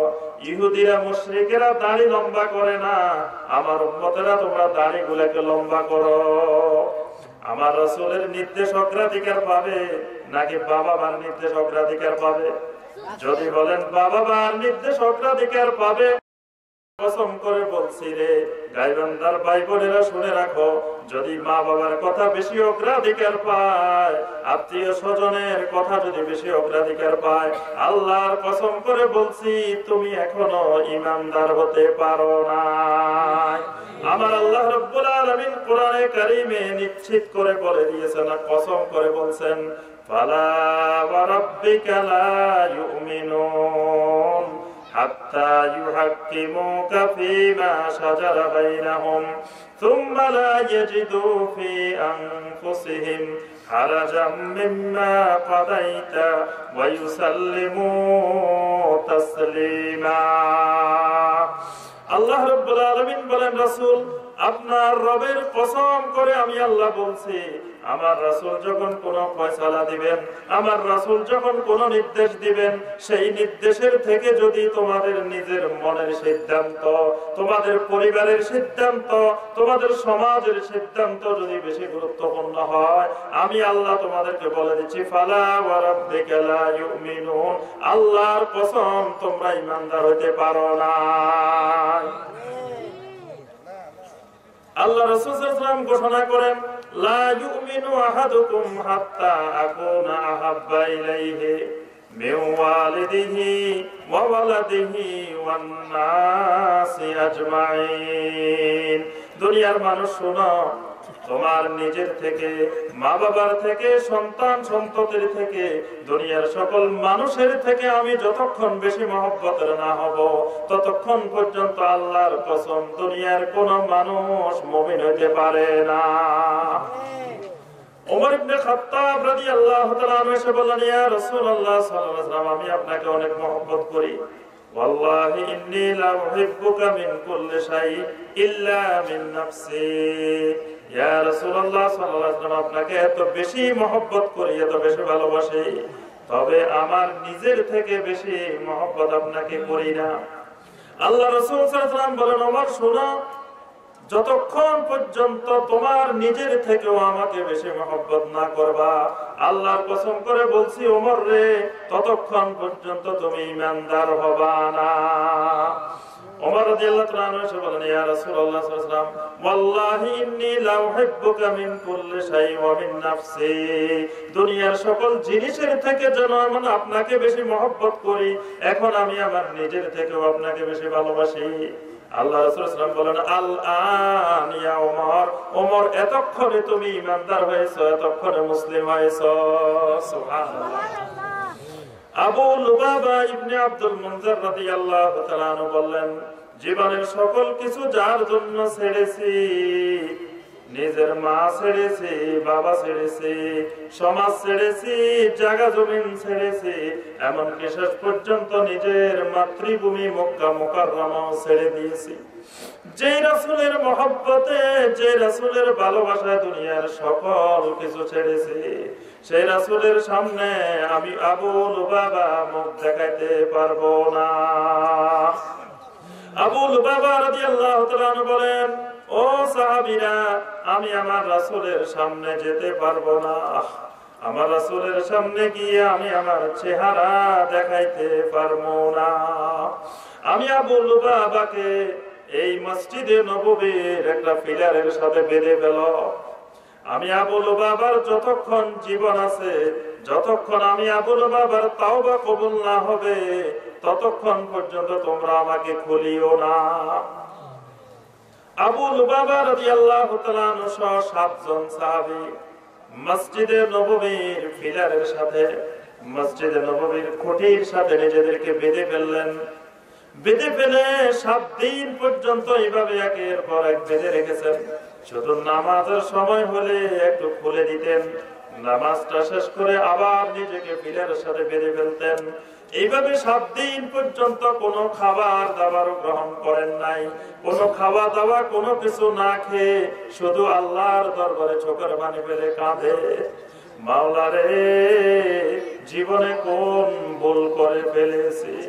আল্লাহ গো, দুনিয়া যদি গুনাহের তাওবা কবুল না হয়, তাহলে জাহান্নামের আগুনে কেমন করে জ্বলবো রে। মাওলা রে, জাহান্নামের আগুন অনেক কঠিন, অনেক ভয়াবহ আগুন। আল্লাহ গো, আমি আমার রাসূলের সামনেও যাব না যতক্ষণ পর্যন্ত না আমাদের তাওবা কবুল হয়। আর তাওবা কবুল না হওয়া পর্যন্ত যদি মৃত্যু আসে, তো আল্লাহ রাসূলের মসজিদে নববীতে রাসূলের সামনে মরে যাব। তবু ওই তাওবা কবুলের আগে আমার রাসূলের সামনে আমার চেহারা দেখাইতে পারবো না। এই 7 জন সাহাবী 7 দিন পর্যন্ত মসজিদে নববীর ভিতরে নিজেদেরকে বেঁধে রেখেছেন। বেঁধে রাখতে রাখতে একদিন তারা ক্ষুধায় অনাহারে দাঁড়ানো অবস্থা থেকে চিত হয়ে কাত হয়ে নিচে পড়ে গেছেন। আল্লাহ রাব্বুল আলামিন আরশে আজিম থেকে তাদের তওবা কবুলের ঘোষণা দিলেন। আল্লাহ রাব্বুল আলামিন আয়াতে কারিমা নাযিল করে দিলেন, লাকাদ তাবাল্লাহু আলাল মুমিনিন। এই মানুষগুলোর উপরে আল্লাহ রাব্বুল আলামিন দয়া পরবশ হয়েছেন। আল্লাহ রাব্বুল আলামিন এই মানুষগুলোর তওবা আল্লাহ কবুল করেছেন। সুবহানাল্লাহ। এই মানুষগুলোকে আল্লাহ রাব্বুল আলামিন কোরআনে কারীমে সাদিকিন বলেছেন, এরাই অরিজিনাল, তাদের ঈমানের মধ্যে সত্যবাদী মানুষ। ঈমানে সত্যবাদী, ঈমানদার হিসাবে দাবি করি। বাজারে যখন ব্যবসা বাণিজ্যের কাজ করি, ওজন দেওয়ার সময় কম দিই, ভালো জিনিস দেখাই, খারাপ জিনিস দিয়ে দিই। কি আপনাদের দেশে দেয়? তারপরে জিনিসের মধ্যে ফরমালিন ঢুকাই দিই, তারপরে মিথ্যা কথা বলে বলে জিনিস বিক্রি করি, ধোঁকা দিয়ে প্রতারণা করে, মিথ্যা বলে, বিভিন্ন রকমের প্রতারণা করে এই ব্যবসা বাণিজ্য করি। আবার বলি আমার ঈমানও ঠিক আছে, আমি ঈমানদার, আমি মুসলিম। আবার দেখা যায় মানুষকে সবসময় কথা বলার সময় বেশি বেশি মিথ্যা কথা বলি, আবার বলি আমার ঈমান ঠিক আছে। ফজরের ওয়াক্তে ঘুম থেকে উঠতে পারি না, বিভিন্ন সময় 5 ওয়াক্ত নামাজ আদায় করতে পারি না, শুক্রবারে জুমার দিন শুধু চেহারা দেখাই, মাঝে মাঝে ঈদের দিন 2 ঈদে চেহারা দেখাই, জানাজার নামাজে কারো থেকে টুপি একটা ধার নিয়ে হাজির হই। এরকম মুসল্লি হওয়ার পরেও আমরা বলি, ভাই নামাজ না পড়লে কি হবে, আমার ঈমান তো ঠিক আছে। আমাদের ইমানটা হলো এরকম ইমান। আল্লাহ পাক এর জন্য বলছেন ইমানদার যদি হও ওই আবু লুবাবার মতো ইমানে সত্যবাদী হও, সত্যবাদী ইমানদার হও। ইমান থাকবে ওই 7 জন সাহাবীর মতো। যতক্ষণ আমার তওবা কবুল না হবে ততক্ষণ আমি এই মসজিদে নববীতে পিলারের সাথে বেঁধে মরে যাব, তবু আল্লাহর কাছে তওবা করে মরব। সুবহানাল্লাহ। আল্লাহ রাব্বুল আলামিন 3 জন সাহাবীর তাওবার কথা কোরআনে সরাসরি উল্লেখ করেছেন। ওই 3 জন সাহাবীকে আল্লাহ রাব্বুল আলামিন সাদিকিন বলেছেন। আল্লাহ পাক এই আয়াতে কারিমায় বিশেষ করে ওই 7 জন সাহাবী, ফিরারের সাথে বেঁধে রাখা 7 জন সাহাবী আর 3 জন সাহাবী 50 দিন পর্যন্ত যে কষ্ট করেছিলেন, ওই 3 জন সাহাবীর কথাও আল্লাহ রাসূল সাল্লাল্লাহু আলাইহি ওয়াসাল্লাম বর্ণনা করেছেন, যাদের কথা বুখারীতে মুসলিমেতে বর্ণনা এসেছে। প্রসিদ্ধ সাহাবী কাব ইবনে মালিক রাদিয়াল্লাহু তাআলা আনহু, হেলাল ইবনে উমাইয়া রাদিয়াল্লাহু তাআলা আনহু, মুরারা ইবনে রুবাই রাদিয়াল্লাহু তাআলা আনহু, এই 3 জন সাহাবী তারাও তাবুকের যুদ্ধে অংশগ্রহণ করতে পারেন নাই। আরো 80 জন মুনাফিক এই তাবুকের যুদ্ধে অংশগ্রহণ করতে পারে নাই। আল্লাহ রাসূলের সামনে মুনাফিকরা গিয়ে বিভিন্ন ধরনের মিথ্যা কথা বলে বলে ওজর পেশ করতেছে। এই 3 জন সাহাবী চিন্তা করলেন, তাবুকের যুদ্ধ থেকে পিছিয়ে থাকার পিছনে আমাদের কোনো গুরুত্বপূর্ণ কোনো কারণ ছিল না। 3 জন সাহাবী চিন্তা করলেন, আমরা যদি আল্লাহ রাসূলের সামনে গিয়ে মিথ্যা কথা বলে দিই, হয়তো মিথ্যা কথা বলে পার পেয়ে যাব, কিন্তু আল্লাহ রাব্বুল আলামিন ওহী নাযিল করে রাসূলকে জানাই দিবেন। আর দুনিয়াতে যদি তাওবার জন্য কিছু কষ্ট করতেও হয়, কিন্তু তাওবা না করে যদি কবরে যাই, তাহলে জাহান্নামের আগুন সইতে পারবো না। 3 জন সাহাবী আল্লাহ রাসূল সাল্লাল্লাহু আলাইহি ওয়াসাল্লামের সামনে গিয়ে সত্য কথা বলে দিলেন, ইয়া রাসূলুল্লাহ সাল্লাল্লাহু আলাইহি ওয়াসাল্লাম, মালি মিন উযর, আমার কোনো উযর ছিল না, কোনো যুক্তিসঙ্গত কারণ ছিল না, কোনো কারণ ব্যতিরেকেই আজকে যাবো কালকে যাবো এইভাবে করে করে যেতে পারি নাই। আল্লাহ রাসূল সাল্লাল্লাহু আলাইহি ওয়াসাল্লাম বলেন, অপেক্ষা করো। এই 3 জন সাহাবী অপেক্ষা করতে লাগলেন। আল্লাহ রাসূল সাল্লাল্লাহু আলাইহি ওয়াসাল্লাম বলে দিলেন, সাহাবীরা রে, এই 3 জন সাহাবীর সাথে সকল প্রকার কথাবার্তা লেনদেন বন্ধ করে দাও। 3 জন সাহাবী একাকী হয়ে গেলেন। ডানে বামে যেদিকে যান কোন সাহাবী তাদের সাথে কোনো কথা বলেন না। কাউকে সালাম দিলে সালামের জবাব পর্যন্ত নেন না। মসজিদে নববীতে সালাত আদায় করেন। আল্লাহ রাসূল সাল্লাল্লাহু আলাইহি ওয়াসাল্লাম এই 3 জন সাহাবীর দিকে তাকিয়ে তাকিয়ে দেখেন, কিন্তু নামাজে যখন সালাম ফিরাই তারা রাসূলের দিকে তাকান, আল্লাহ রাসূল সাল্লাল্লাহু আলাইহি ওয়াসাল্লাম আরেক দিকে ফিরে যান। কাব ইবনে মালিক রাদিয়াল্লাহু তাআলা আনহু বলেন, এই 50টা দিন আমাদের কত কঠিন ভাবে গিয়েছে। দুনিয়ার মানুষেরা যদি শুনো, তোমাদের কলিজা ফেটে তোমরা বেহুশ হয়ে মারা যাবে। এইভাবে একের পর এক চলতেছে কঠিনের পর কঠিন। একদিন আমরা দেখি একটা লোক বাজারে এসে আমাদেরকে খুঁজতেছে, কাব ইবনে মালিককে খুঁজে। জিজ্ঞাসা করলাম, কেন খুঁজো কাব ইবনে মালিককে? আমার কাছে একটা রোম দেশ থেকে একটা চিঠি এনে দিল। রোম দেশের বাদশা আমার কাছে চিঠি পাঠিয়েছে, ও কাব ইবনে মালিক, আমরা খবর পেয়েছি মুহাম্মদ সাল্লাল্লাহু আলাইহি ওয়াসাল্লাম তোমাদের উপরে জুলুম করতেছে। নাউযুবিল্লাহ। মুহাম্মদ সাল্লাল্লাহু আলাইহি ওয়াসাল্লাম তোমাদের উপরে অবিচার করতেছে। আমাদের দেশে চলে আসো, তোমাদেরকে অনেক পুরস্কারে সম্মানিত করা হবে। কাব ইবনে মালিক রাদিয়াল্লাহু তাআলা আনহু বলেন, আল্লাহু আকবার। এক বিপদের উপরে আরেক বিপদ।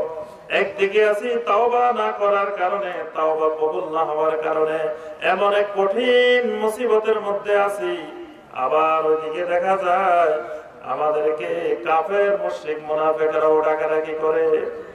এরকম কঠিন অবস্থার মধ্যে আল্লাহর কাছে বলে উঠলাম, আল্লাহ গো, ওয়াহানানা আলা ওয়াহানিন, এক বিপদের উপরে আরেক বিপদ, এক মুসিবতের উপরে আরেক মুসিবত। মাওলারে, তুমি যদি তাওবা কবুল না করো, আমাদের আর রেহাই পাওয়ার কিছু নাই। 40 দিন পর্যন্ত এইভাবে অতিবাহিত হলো। 40 দিন পরে কাব ইবনে মালিক রাদিয়াল্লাহু তাআলা আনহু বলেন, আল্লাহ রাসূল সাল্লাল্লাহু আলাইহি ওয়াসাল্লাম নির্দেশ পাঠালেন, কাব ইবনে মালিক হেলাল ইবনে উমাইয়া, মুরারা ইবনে রুবাই, তোমরা তোমাদের স্ত্রীদের থেকে আলাদা হয়ে যাও। স্ত্রীদের থেকে, পরিবার পরিজন থেকে আলাদা হয়ে গেলাম। 50 দিন পরে এই কঠিন অবস্থার মধ্যে যখন আমি বসেছিলাম, কাব ইবনে মালিক রাদিয়াল্লাহু তাআলা আনহু তার ছেলের কাছে হাদিস বর্ণনা করেছেন। তাকে বলেন, আমরা যখন ছাদের মধ্যে, ঘরের ছাদে বসে আছি আর চিন্তা করতেছি কোন মুহূর্তে আল্লাহ রাব্বুল আলামিন আমাদের তওবা কবুলের ঘোষণা দিবে। এমন সময় দূর দূরান্ত থেকে একটা আওয়াজ আমার কানে ভেসে আসলো। দূরের থেকে কেউ একজন বলে উঠলো, আবশির ইয়া কাব ইবনে মালিক, আবশির ইয়া কাব ইবনে মালিক, হে কাব ইবনে মালিক, তোমরা সুসংবাদ গ্রহণ করো। আল্লাহু আকবার। আল্লাহ রাব্বুল আলামিন 50 দিন পরে এই তিনজন সাহাবীর তওবা কবুল করলেন। আল্লাহ রাব্বুল আলামিন তাদের তওবা কবুল করে আয়াতে কারিমা নাযিল করলেন। কোরআনে কারিমের একটা সূরার নাম আছে কি? সূরা তাওবা। সূরা আত-তাওবা। এখানে আল্লাহ রাব্বুল আলামিন এই তিনজন সাহাবীর তওবাকে কিয়ামত পর্যন্ত স্মরণীয় করে রাখার জন্য আল্লাহ রাব্বুল আলামিন সূরার নামে দিয়েছেন সূরা আত-তাওবা। আল্লাহ পাক এই তিনজন সাহাবীর তওবা কবুল করলেন।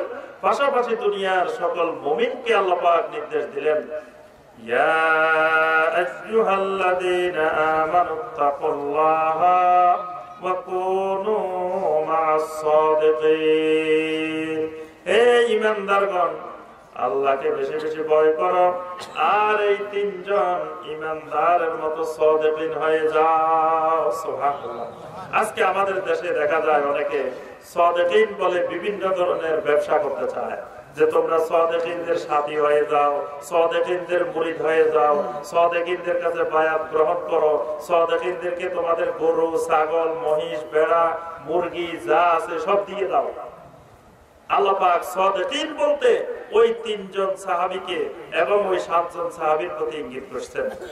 ওই সাহাবীদের মতো হওয়ার জন্য আল্লাহ পাক ঈমানদারদেরকে বলেছেন। ওই সাহাবীরা যেমন ঈমানের মধ্যে সত্যবাদী, আমলের মধ্যে সত্যবাদী, কথার মধ্যে সত্যবাদী, তাওবার ক্ষেত্রে সত্যবাদী, এইরকম সত্যবাদী হওয়ার জন্য আল্লাহ রাব্বুল আলামিন নির্দেশ দিয়েছেন। আমার সম্মানিত ভাইয়েরা এবং বোনেরা, আপনারা কি গুনাহ করি না? কি গুনাহ করেন? কি গুনাহ করেছেন? কত গুনাহ করেছি তার গণনা যদি করি তো বাকি জিন্দেগি যদি একের পরে একে গুনার গণনা করতে থাকি, আমাদের হায়াত শেষ হয়ে যাবে, গুনার গণনা করা শেষ হবে না। হবে? এজন্য আব্দুল্লাহ ইবনে মাসউদ রাদিয়াল্লাহু তাআলা আনহু কুফার মসজিদের তাবেঈনদেরকে বলছিলেন যে তোমরা বসে বসে তাসবিহ গণনা করতেছো, 100 বার, 200 বার, 500 বার গুনতেছো, এগুলা না গনে তোমরা বাউদ্দু সাইয়্যাতিকুম, তোমরা তোমাদের গুনাহগুলা বসে বসে গুনাহগুলা গণনা করো। আজকে সকাল থেকে সন্ধ্যা পর্যন্ত কয়টা গুনাহ করছো এগুলা বসে বসে গণো। অনেকে দেখা যায় হাতের মধ্যে তাসবিহ লইলেই বলতে থাকে। আবার মাঝে মাঝে আমরা দেখি আরেকজনের সাথে গল্প করে আবার এখানে তাসবিহও টাইপতেছে। এরকম দেখছেন না? যে আরেকজনের সাথে কথা বলতেছে আবার তাসবিহও টাইপতেছে। আবার তাসবিহ একটা হাতে লইলে দেখায়, মানে আমি অনেক পরেজগার বুজুর্গ মানুষ হয়ে গেছি, আমি সবসময় তাসবিহ পড়তে থাকি। তা আমি আল্লাহ রাসূল সাল্লাল্লাহু আলাইহি ওয়াসাল্লাম শুধু যেই কয়টা তাসবিহ গণনা করার জন্য বলছেন, যেমন প্রত্যেক ফরজ নামাজের পরে 33 বার সুবহানাল্লাহ, 33 বার আলহামদুলিল্লাহ, 33 বার আল্লাহু আকবার, 100তম বার লা ইলাহা ইল্লাল্লাহু ওয়াহদাহু লা শারীকা লাহু লাহুল মুলকু ওয়া লাহুল হামদু ওয়া হুয়া আলা কুল্লি শাইইন কাদির। এই তাসবিহগুলো গণনা করে পড়াটা সুন্নাত। এরপরে সকাল বিকাল, সকালে 100 বার সুবহানাল্লাহি ওয়া বিহামদিহি, সন্ধ্যায় 100 বার সুবহানাল্লাহি ওয়া বিহামদিহি। এইরকম কিছু তাসবিহের ব্যাপারে নবী সাল্লাল্লাহু আলাইহি ওয়াসাল্লাম শুধু গণনা কথা 100 বার 3 বার বলছেন। এর বাহিরে যত জিকির, আজকার, তাসবিহ, তাহলিল করব সেগুলা গণনা করার কোনো দরকার নাই। সেগুলা অগণিত পড়ব, অগণিত করব, আল্লাহর কাছে অগণিত সওয়াবের আশা করব। সেগুলো গণার দরকার নেই। কতবার করলাম, কতবার পড়লাম, সেগুলো গণনা না করে তো কুফার মসজিদে আব্দুল্লাহ ইবনে মাসউদ রাদিয়াল্লাহু তাআলা এবং আবু মুসা আশআরী রাদিয়াল্লাহু তাআলা দেখলেন কিছু মানুষ বসে বসে এরকম গণনা করতেছে। তখন তারা বললেন, শোনাও, ফাউদ্দু সাইয়াতিকুম, ওগুলা না গনে তোমাদের গুনাহগুলো গণো, গুনাহগুলো গণনা করো, কত গুনাহ করেছো। অনেক সাহাবী আল্লাহ রাসূল সাল্লাল্লাহু আলাইহি ওয়াসাল্লামের কাছে এসে এক একটা গুনাহর বর্ণনা দিতেন আর হাওমাও করে কান্নাকাটি করতেন। আল্লাহ রাসূল সাল্লাল্লাহু আলাইহি ওয়াসাল্লাম তাদেরকে তাওবার পদ্ধতি শিখিয়ে দিতেন এবং যত বড় গুনাহ হোক, যত বড় আল্লাহর নাফরমানি হোক, যদি খালেস ভাবে আল্লাহর কাছে তওবা করা হয়, আল্লাহ রাব্বুল আলামিন সেই গুনাহ মাফ করে দেন। এজন্য আল্লাহ পাক কোরআনে কারীমের মধ্যে ইরশাদ করেছেন, قل يا عبادي الذين أسرفوا على أنفسهم لا تقنطوا من رحمة الله إن الله يغفر الذنوب جميعا। আল্লাহ রাব্বুল আলামিন ঘোষণা দিলেন, বান্দারে যত গুনাহ করেছো, যত নফসের উপরে বাড়াবাড়ি করে ফেলেছো, এগুলোর জন্য নিরাশ হওয়ার কোনো দরকার নাই। লা তাকনাতু মির রাহমাতিল্লাহ, আল্লাহ রাব্বুল আলামিনের রহমত থেকে তুমি নিরাশ হইও না।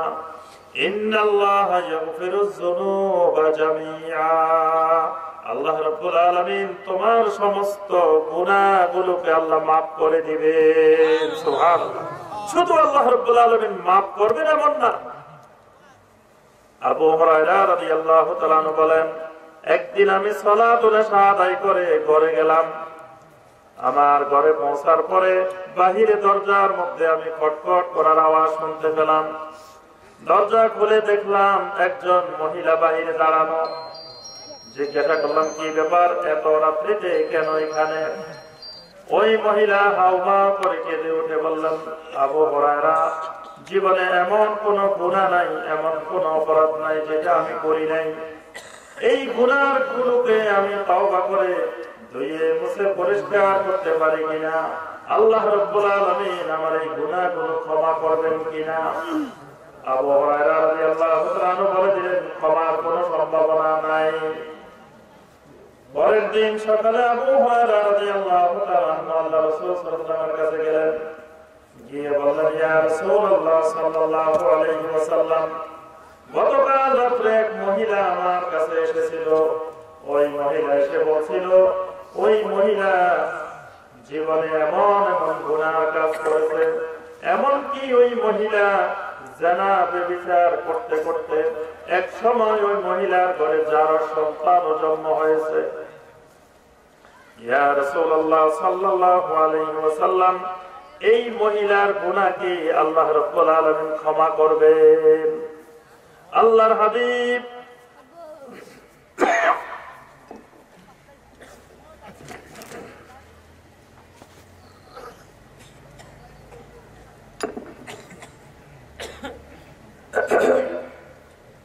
আল্লাহ রাসূল সাল্লাল্লাহু আলাইহি ওয়াসাল্লাম আবু হুরায়রা রাদিয়াল্লাহু তাআলা আনহুকে বললেন, আবু হুরায়রা, তুমি কি কোরআনে কারীমের এই আয়াতটি তেলাওয়াত করো নাই? আল্লাহ রাব্বুল আলামিন ইরশাদ করেছেন, ইল্লা মান তাবা ওয়া আমানা ওয়া আমিলা আমালান সালিহান ফাউলাইকা ইউবাদদিলুল্লাহু সাইয়্যাতিহিম হাসানাত ওয়া কানা আল্লাহু গফুরুর রহিমা। আল্লাহ রাব্বুল আলামিন ইরশাদ করেন, যদি কোন বান্দা তওবা করে, ঈমান আনে এবং আমল সালেহ করে, আমি আল্লাহ রাব্বুল আলামিন তার গুনাহগুলো তো maaf করে দিবই, ওই গুনাহগুলোকেও আমি আল্লাহ তার নেকিতে রূপান্তর করে দিব। সুবহানাল্লাহ। আবু হুরায়রা রাদিয়াল্লাহু তাআলা আনহু বলেন, আমি খুঁজতে থাকলাম ওই মহিলাকে। পরের দিন আবার ওই মহিলাকে দেখা হলো। আমি ওই মহিলাকে বললাম, শোনো, আল্লাহ রাব্বুল আলামিন তোমার জন্য সুসংবাদ দিয়েছেন। ওই মহিলা এই সুসংবাদ শোনার সাথে সাথে সেজদায় লুটিয়ে পড়ে বলল, হায় রে, আমার আল্লাহ কত রহমান, আমার আল্লাহর নাম এই জন্যই হয়েছে রহমানুর রহিম। সুবহানাল্লাহ। তাহলে যত বড় গুনাহ হোক, যত বড় অপরাধ হোক, আল্লাহ রাব্বুল আলামিন তাওবা করলে ক্ষমা করে দেন। আমরা আরেকটি আয়াতে কারিমা তেলাওয়াত করেছি, এটার সংক্ষিপ্ত একটু কথা বলে আলোচনা শেষ করব ইনশাআল্লাহ। সূরা আল মায়েদার 35 নম্বর আয়াত। আল্লাহ পাক কি বলছেন? ইয়া আইয়ুহাল্লাযীনা আমানুত্তাকুল্লাহ ওয়াবতাগু ইলাইহিল ওয়াসিলা। হে ঈমানদারগণ, তোমরা আল্লাহকে বেশি বেশি ভয় করো, আর ওয়াবতাগু ইলাইহিল ওয়াসিলা, আল্লাহর নৈকট্য লাভের উপায় অনুসন্ধান করো। এই আয়াতে কারিমে আল্লাহ পাক বলেন ওয়াবতাগু ইলাইহিল ওয়াসিলা। তো আমরা অনেকে মনে করে বসছি যে এটা মনে হয় বাংলা আয়াত। কোরআন কি আরবি না বাংলা? জি, আপনাদের দেশেরটা মনে হয় বাংলা নাকি? সবাই বলে না। কোরআনে কারীম আরবিতে আল্লাহ পাক নাযিল করেছেন। এক লোক সৌদি আরব গিয়ে বলতেছে, মা এইখানে সৌদি আরব আসার পরে দেখি সবকিছুই আরবি, খালি একটা জিনিস বাংলা আছে। কি জিনিস সেটা? আযানটা শুধু বাংলা দিয়ে, আর সৌদি আরবে যা কিছু আছে সব কিছু হলো আরবিতে। কারণ হলো আযান বাংলাদেশে যেরকম যে শব্দগুলো, যে বাক্যগুলো দিয়ে দেয়, সৌদি আরব সেগুলো দিয়ে দেয়। সুতরাং এগুলো বাংলা, আর বাকি সবগুলো আরবি। তো কোরআনে কারীমকে আল্লাহ রাব্বুল আলামিন নাযিল করেছেন আরবি ভাষায়, কিন্তু কেউ কেউ আমরা মনে করে বসছি যে কোরআনও মনে হয় বাংলা ভাষায়। তো যখন আমাদের সামনে এই আয়াত তেলাওয়াত করা হয়, ইয়া আইয়ুহাল্লাযীনা আমানুত্তাকুল্লাহ ওয়াবতাগু ইলাইহিল ওয়াসিলা, এই ওয়াসিলা যখন তেলাওয়াত করা হয় তখন আর ব্যাখ্যা বিশ্লেষণ উলামায়ে কেরামের দরকার হয় না। তখন আমরা নিজেরাই বুঝে ফেলি।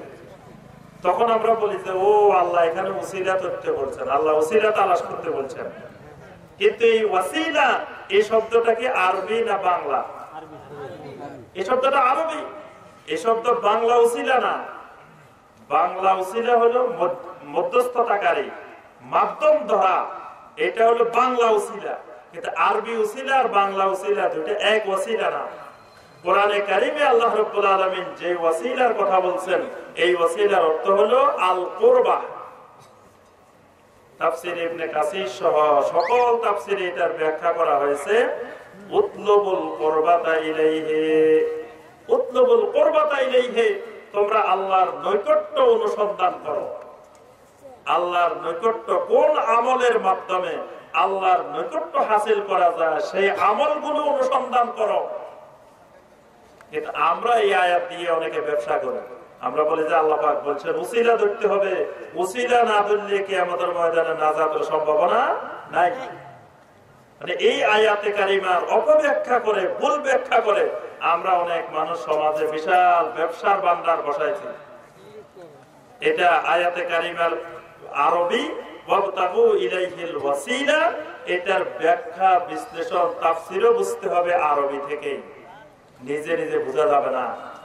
এজন্য এবং তাফসীর যেগুলো আহলুস সুন্নাহ ওয়াল জামাতের তাফসীর, যে তাফসীর গুলো তাফসীরে তাবারি, তাফসীরে ইবনে কাসির, তাফসীরে রুহুল মানি, তাফসীরে কুরতুবী, আহলুস সুন্নাহ ওয়াল জামাতের যে তাফসীর গুলো, সেই তাফসীর গুলো থেকেই আমাদেরকে কোরআনের ব্যাখ্যা, কোরআনের তাফসীর জানতে হবে।